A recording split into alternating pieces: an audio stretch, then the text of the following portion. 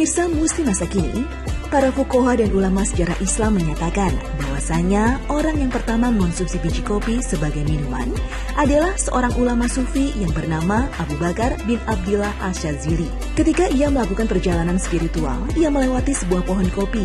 Ia pun mengonsumsinya. Menurutnya kopi bisa menenangkan pikiran dan membuatnya tetap terjaga dari tidur sehingga ia bisa beribadah lebih banyak di siang dan malam. Setelah itu Abu Bakar pun menasihati para pengikutnya untuk mengonsumsi kopi. Kalangan sufi juga memiliki andil besar mempopulerkan minuman kopi di Damaskus. Hingga di kota itu banyak berdiri kedai kopi. Bukan hanya dikenal dan dikonsumsi oleh para ulama dari kaum sufi, kopi juga banyak dikonsumsi oleh cendekiawan muslim. Al-Qasimi berkata mengenai kopi, bahwa minuman kopi adalah minuman para penulis, para guru, para penelaah kitab, para pengajar ilmu-ilmu sastra dan ilmu-ilmu profesi serta para penyair. Dengan demikian, tradisi mengonsumsi kopi dalam khasanah peradaban Islam bukanlah hanya sebagai bagian dari gaya hidup saja, namun lebih dari itu. Ia merupakan sarana bagi kemajuan, baik untuk perkara yang berkenaan dengan dunia maupun akhirat. Menariknya, pada kurun ke-9 dan 10 Hijriah, para ulama berselisih mengenai hukum meminum kopi. Ada ulama yang mengharamkan, di antaranya adalah Qutb bin Sultan Al-Hanafi dari Syam, dan Ahmad bin Ahmad An-Sinbati dari Mesir.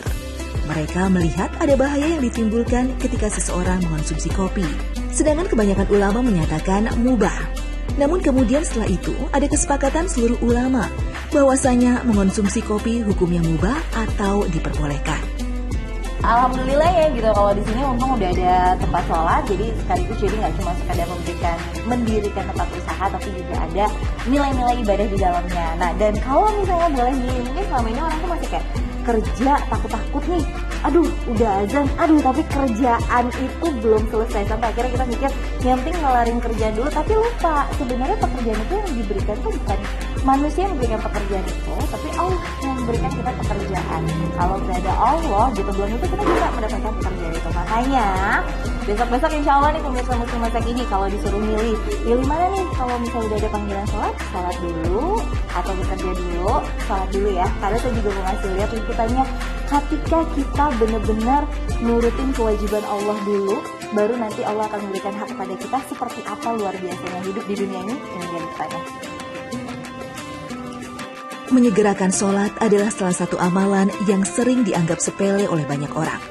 Padahal menyegerakan sholat ada banyak keutamaan yang didapat bagi yang melakukannya. Sebab ketika seseorang segera bergegas melakukan sholat, berarti ia segera memenuhi panggilan Allah Subhanahu wa Ta'ala.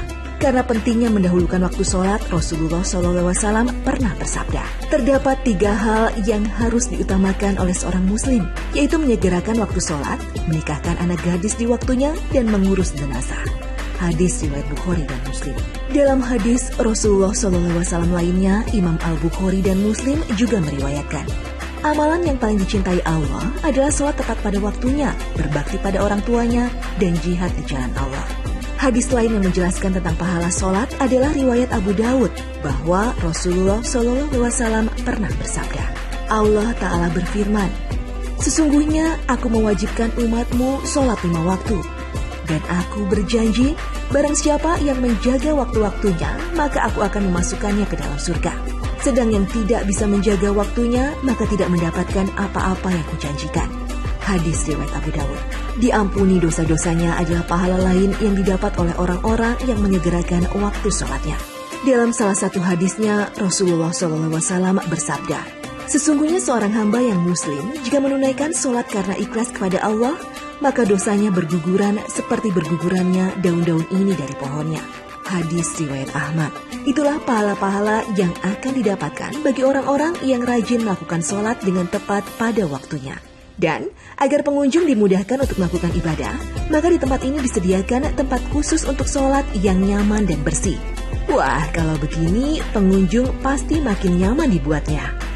Jadi memang awal itu memang salah satunya juga, maksudnya kan yang aku pelajarin dalam agama kan memang semua itu niatnya dulu. Betul. Oke, semakin niatnya baik, insya Allah mudahkan prosesnya gitu. Nah, memang awal konsepnya itu sebelum ngobrol sama Rahmat itu memang tadinya tuh mau ngebantu ibu-ibu rumah tangga yang pengen kerja atau berpenghasilan tapi pengen tetap di rumah gitu. Nah, memang pada saat itu bisnis kopi susu lagi take down ya. Gitu. Nah, akhirnya plannya adalah bibit itu dengan modal yang lebih terjangkau bisa bikin depan garasi rumah. Itu nanti mungkin semacam franchise kali ya gitu. Dan akhirnya setelah dijalanin, maksudnya setelah dibikin konsepnya, ya ngobrol sama Rahmat. Justru itu belum realisasi sebenarnya. Nah, cuma ketemu sama Rahmat dan akhirnya kita ngobrol. Yang alhamdulillahnya mungkin itu akan pasti kan insya Allah mungkin dengan proyek yang lain, karena kan mungkin kopi ini lebih kompleks ya, mungkin nggak segampang yang dibayangkan gitu. Memang butuh orang-orang yang passion di situ baru bisa jalanin, dan akhirnya kita sepakat udah kita coba bikin dulu yang versi coffee to go gitu.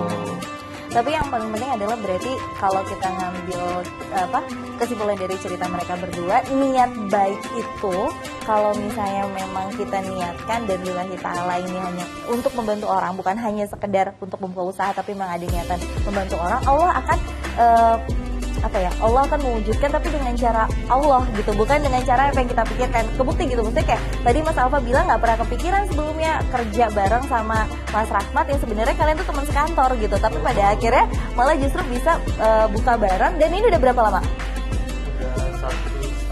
Udah 1,5 tahun, Masya Allah. Itu tuh yang namanya niat baik pada akhirnya terwujud dengan cara yang jauh lebih luar biasa. Makanya setiap apapun yang kalau misalnya kita pengen sesuatu, selama itu baik, niatkanlah gitu. Dan banyak-banyak berdoa kepada Allah, siapa tahu Allah mewujudkan. Kayak gini nih, cara berdoanya. Dalam beribadah kepada Allah Subhanahu wa Ta'ala maupun menjalankan kehidupan, niat menjadi hal yang utama. Selain niat, keikhlasan juga diperlukan agar segala usaha yang dilakukan hasilnya menjadi lebih baik. Keberadaan niat juga harus disertai pembebasan dari segala keburukan, nafsu dan keduniaan. Harus ikhlas karena Allah Subhanahu wa Ta'ala. Untuk mewujudkan segala kebaikan, tak hanya dengan berniat baik karena Allah Ta'ala, namun juga disertakan doa untuk didengarkan oleh Allah. Doa merupakan suatu permohonan atau permintaan yang bersifat baik kepada Allah Subhanahu wa Ta'ala, seperti meminta kesehatan, keselamatan, rezeki yang halal, dan tabah dalam menjalani kehidupan. Doa dan usaha harus seimbang agar keinginan kita lekas terkabul. Jika hanya berdoa tanpa usaha, itu akan sia-sia. Dan jika berusaha tanpa berdoa, itu berarti sombong. Seperti firman Allah Subhanahu wa Ta'ala dalam surat Al-Mu'min. Dan Tuhanmu berfirman, berdoalah kepadaku, niscaya akan kuperkenankan bagimu. Sesungguhnya orang-orang yang menyombongkan diri dari menyembahku akan masuk neraka jahanam dalam keadaan hina dina. Quran Surat Al-Mu'min ayat 60. Jadi pemirsa, jangan pernah lupa untuk berniat ketika hendak melakukan sesuatu, kemudian berdoa dan selalu berusaha. Dan di awal dari segalanya, jangan pernah lupa untuk membaca basmalah. Nah, bentuk kerjasama kan sebenarnya gini, kalau di Islam itu punya cara-cara khusus untuk bekerja sama dengan orang lain gitu.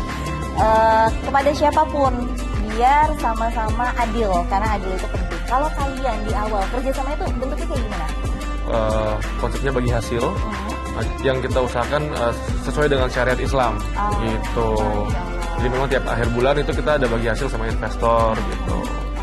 Jadi memang kalau misalnya bentuk kerjasama, ketika kita mau bekerja sama dengan seseorang, apalagi umat muslim, memang harus ada pakem-pakem yang kita harus tentukan dulu nih, dan kita harus terapkan di awal. Biar apa? Biar nanti di akhirnya atau di sepanjang perjalanan itu tidak terjadi hal-hal yang tidak kita inginkan. Misalnya kayak Mas Alfa sama Mas Rahmat, kalau misalnya boleh tuh emang masing-masing orang harus mengerti kekurangannya masing-masing. Jadi nanti satu sama lain itu akan menutupi.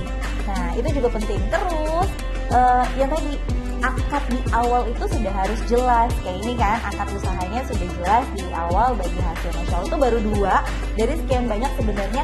Kalau mau bekerja sama dalam Islam, syaratnya itu apa aja? Nah, lengkapnya seperti apa? Saya mengasih itu menjadi pertanyaan.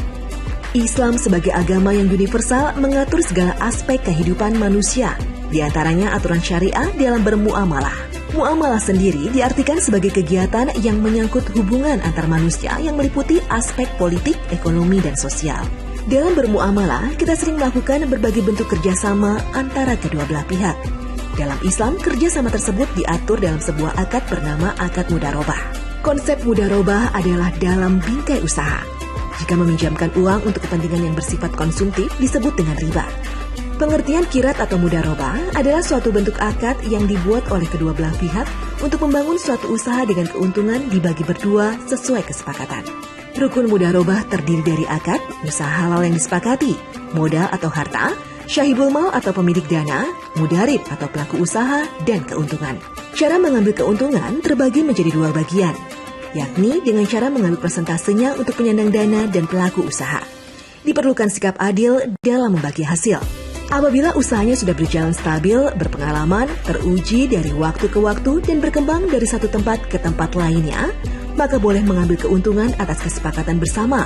Tidak perlu menunggu hasil, tapi sudah ditentukan dari jumlahnya.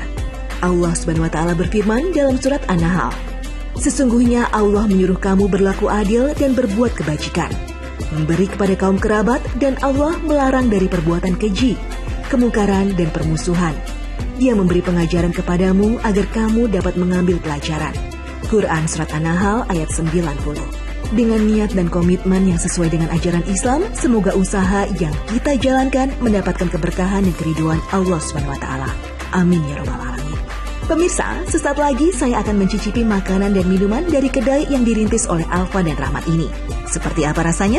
Jangan kemana-mana, tetap di Muslimah